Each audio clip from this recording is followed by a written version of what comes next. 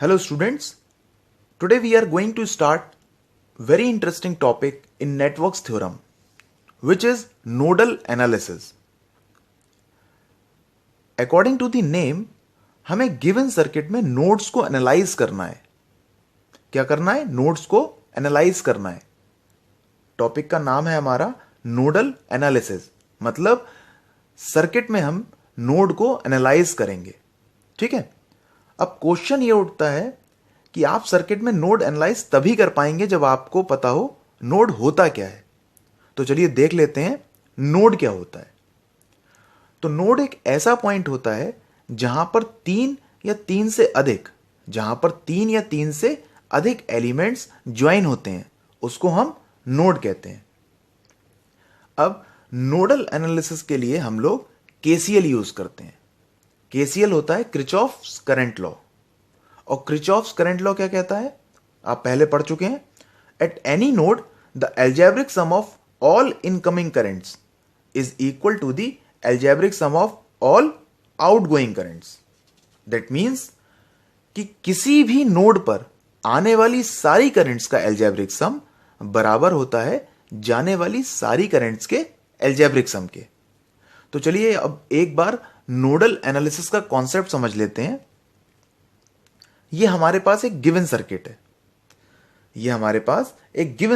है. जिसमें हमें नोडल एनालिसिस अप्लाई करना है. अब इस सर्किट में हमें सबसे पहले यह देखना है कि इसमें कितने नोड हैं. तो इस गिवन सर्किट में हमारे पास दो नोड हैं. ए और बी. एक और पॉइंट जो कि बहुत ही इंपॉर्टेंट है, आप देखिए नीचे की तरफ अगर आप आए तो आप देखें आपको दो नोड और दिख रहे हैं, बट इनको हम रेफरेंस नोड मान लेते हैं और इनकी वैल्यू 0 होती है क्योंकि इनको हम ग्राउंड से कनेक्ट कर देते हैं. चलिए अब सर्किट में नोडल एनालिसिस अप्लाई करते हैं. Let us suppose that node A पर हमारा वोल्टेज VA है. इसको नोट कर लीजिए कि नोड ए पर हमारा वोल्टेज VA है और नोड बी पर हमारा वोल्टेज VB है. अब आप इस चीज को ध्यान रखिए कि जब भी किसी भी नोड पर नोडल एनालिसिस अप्लाई करेंगे तो क्वेश्चन को इजी बनाने के लिए हम ये एज्यूम कर लेते हैं कि नोड से सारे करंट्स बाहर की तरफ जा रहे हैं. That means all currents moving outwards. Now applying nodal analysis eight node A. अब देखिए अगर हम ये एज्यूम करते हैं कि नोड ए से सारे करंट्स निकल रहे हैं तो इसका मतलब summation of all currents equal to 0 because of Kirchhoff's current rule. तो देखिए अगर नोड ए से सभी करंट्स निकल रहे हैं तो इसका मतलब अगर नोड ए से एक करंट R1 में जा रहा है, एक करंट R2 में जा रहा है और एक करंट हमारा R4 में जा रहा है, तो इन सभी करंट्स का सम 0 के बराबर होगा. Let us suppose that R1 में जो करंट की वैल्यू है वो I1 है, R2 में करंट की वैल्यू I2 है और R3 में करंट की वैल्यू I3 है. तो according to the Kirchhoff's current law I1 plus I2 plus I3 equals to होगा हमारा 0. ये करंट की वैल्यू मैं आप लोगों को सिर्फ समझाने के लिए बता रहा हूं. जब भी आप न्यूमेरिकल को सॉल्व करेंगे तो आप डायरेक्ट नोडल इक्वेशन लिखेंगे, आप इन करंट्स को शो नहीं करेंगे. ठीक है. इससे आपका क्वेश्चन थोड़ा सा इजी हो जाएगा. तो अब देखिए नोड ए पर हमारी तीनों currents I1, I2, I3 node A से निकल रही हैं. That means I1 plus I2 plus I3 equals to 0. अब इस इक्वेशन में हम I1, I2, I3 की जो वैल्यू है वो वोल्टेज और रेजिस्टेंस की फॉर्म में मेंशन कर देंगे. तो I1 की वैल्यू हमारी क्या आएगी? I1 की वैल्यू होगी हमारी VA minus V1 upon R1, because in दोनों पॉइंट्स के बीच पोटेंशियल डिफरेंस हमारा VA माइनस V1 होगा. और ध्यान दीजिए कि हम नोड ए से बैटरी सोर्स के पॉजिटिव टर्मिनल पर जा रहे हैं. इसलिए वोल्टेज की जो वैल्यू है वो हमने -V1 ली है, इसलिए हमने -V1 ली है। अगर यहां पर पोलैरिटी चेंज होती, अगर यहां पर हमारी पोलैरिटी चेंज होती, मतलब हम नोड ए से निगेटिव टर्मिनल पर जा रहे होते, तो V1 की वैल्यू हमारी पॉजिटिव होती।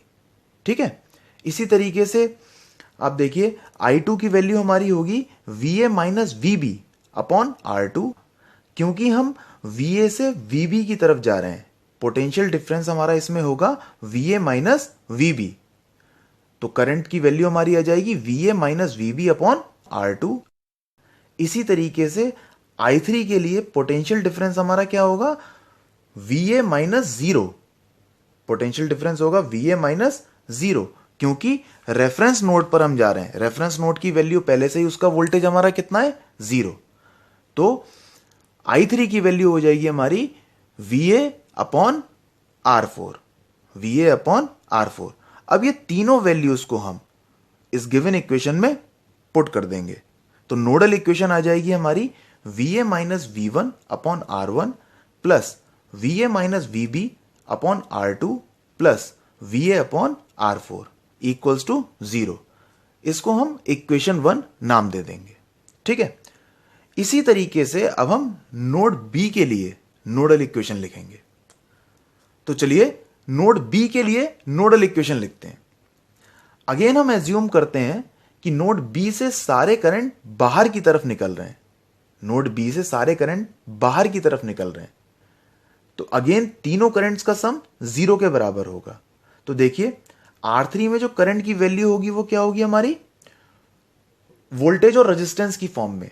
R3 में वोल्टेज और रेजिस्टेंस की फॉर्म में करंट की वैल्यू हमारी होगी VB minus V2, VB minus V2 upon R3, क्योंकि इन दोनों के बीच का पोटेंशियल डिफरेंस हमारा VB माइनस V2 होगा।